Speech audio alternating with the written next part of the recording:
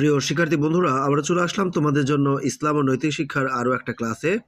এই ক্লাসে আমি তোমাদেরকে ফরজ সম্পর্কে ধারণা দেব।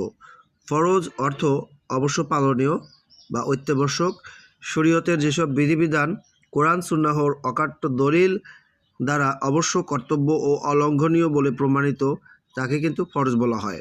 তোমরা মনে রাখবে, ফরজ হচ্ছে দুই প্রকার, ফরজে আইন ও ফরজে কিফায়া।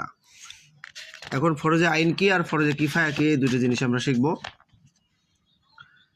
যে সকল ফরজ বিধান সকলের উপর পালন করা অত্যাবশ্যক তাকে ফরজে আইন বলে। অর্থাৎ যেসব ফরজ কাজ ব্যক্তিগতভাবে সকল মুসলমানকেই আদায় করতে হয় তাই হচ্ছে ফরজে আইন। যেমন 5 ওয়াক্ত সালাত আদায় করা, রমজান মাসে রোজা রাখা, এসব কাজ কিন্তু প্রত্যেক ব্যক্তিকেই নিজে আদায় করতে হয়। এই জন্য এগুলো হচ্ছে ফরজে আইন। আর ফরজে কিফায়া কি?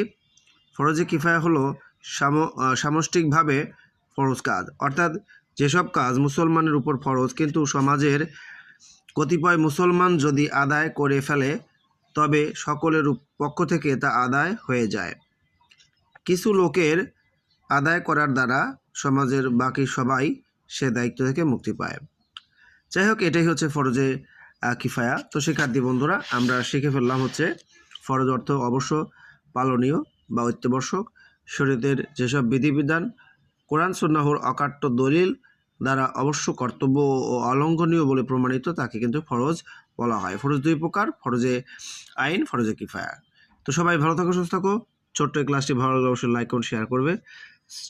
সবাই ভালো থাকো। আল্লাহ হাফেজ।